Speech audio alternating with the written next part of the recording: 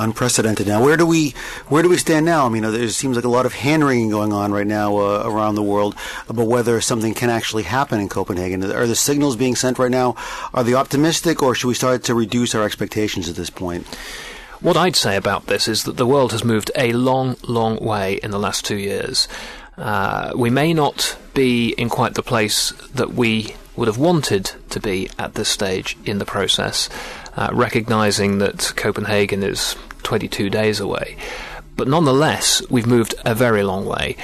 Nobody seriously disputes the fact, first of all, that we have global climate change underway today. Nobody disputes the science, and the UNFCCC has done the job that it set itself.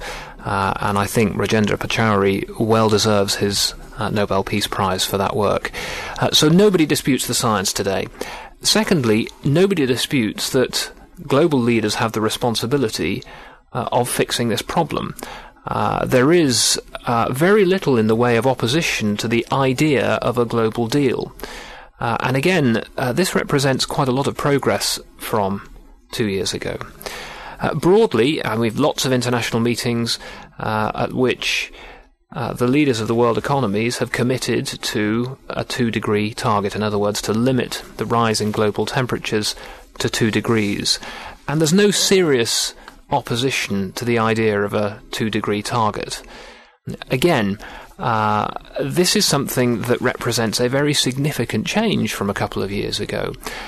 So we may not necessarily be in quite the right place today, but we've made a lot of progress, and the basics, the building blocks are all there. And I think if you ask, what are the signals that we're hearing? Well, what we're hearing is that leaders are interested and prepared to do a deal.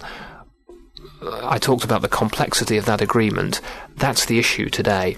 It's about the complexity of the agreement. It's also about the point in the process at which everybody's absolutely there, ready to do a deal. And here, clearly the process in the United States is key.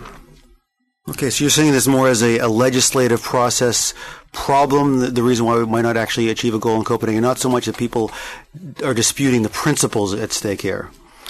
I think that's right. I think that there is broad commitment around the world to do this deal. And I think we will do the deal. In fact, I'm very confident that we'll do the deal. The question is one of complexity and of process.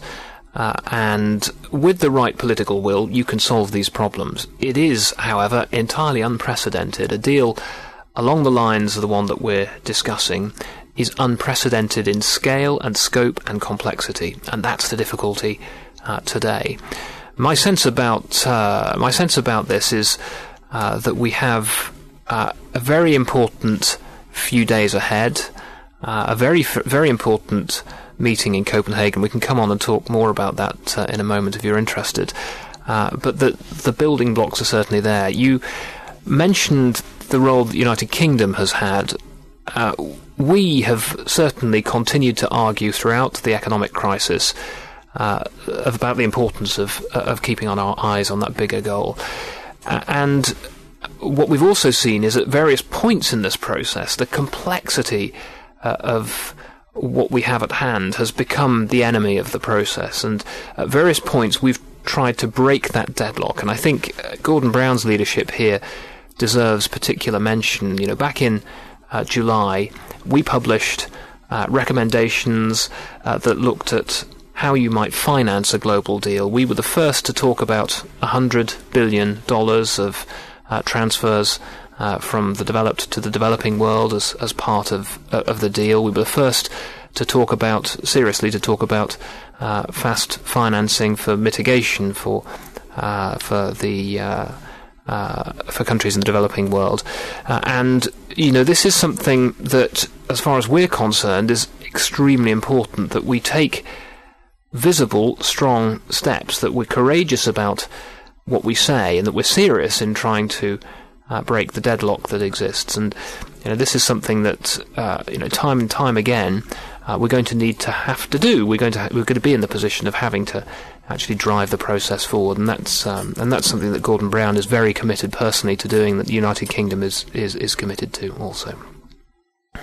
I have a sort of reflection on, I guess, the complexity of it, and really I was thinking back on how this is COP15, and I guess that means that there's been 14 other conference of the parties coming together to discuss this. And I wondered, actually, when you were talking about the process, actually, has anyone considered mapping out and being clearer on what is needed to get the different steps? Of course, it's very well structured and there's a clear process for that. But if we're still not, after COP15, getting the goals that we want, how do we work on that? Yeah, I mean, this is you're quite right. Of course, this is to do with the complexity of negotiating a major new international agreement. What I'd say is that the way that this happens, of course, is that all of these meetings that take place under the UNFCCC process, under the COP process, most recently in Barcelona, and prior to that in Bonn and Bangkok, this is about taking that text of the agreement forward step by step in what is the biggest negotiation that the world has probably ever attempted. And it is making progress. I mean, the text has been developing. We've been getting closer to agreement on lots and lots of issues, and we are continuing to make progress. As I say, I think the question of how much progress and how fast is really the question that is most difficult to answer at the moment. But the world is coming round to the idea that at the meeting in Copenhagen, we have to signal, we have to say that we're committed to this deal and that we're going to do it, because the world is waiting for that signal from its leaders. And if we're not able to say that to the world in the context of Copenhagen, then the process will lose energy.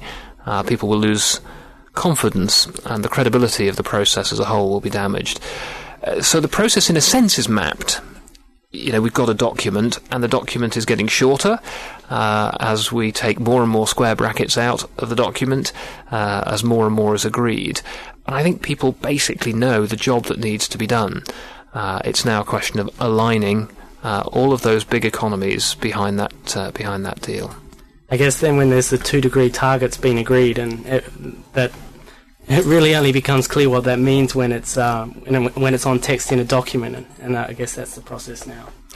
That's right, and to have achieved broad agreement to a 2-degree target, in a sense this is the core, because the rest follows. If we are all agreed that we have to limit global warming to 2 degrees, then there is a limit to the amount of carbon that we're going to be able to emit. And what flows from that is that we have to change the way that our economies work.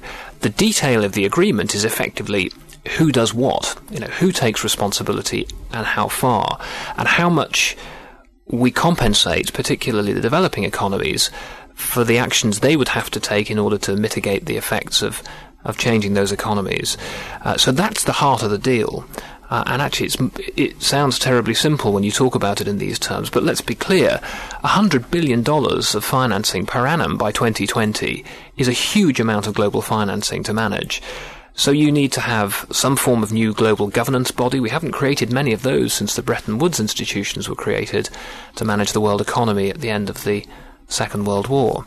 It also requires for governments, countries to commit to very serious reductions in their own greenhouse gas emissions by investing, yes, in alternative forms of energy, which is a huge economic transformation, but also by trying to grow the parts of their economy that are green and potentially reducing those parts of their economy that are very big emitters. So the carbon trading scheme that emerges from this agreement will again be an enormously complex piece of global economic engineering.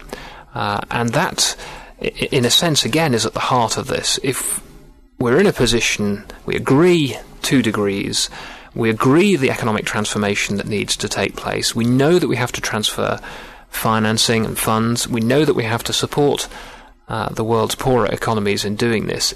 Question is just how you manipulate the levers, how you get this right. And that's what this is about.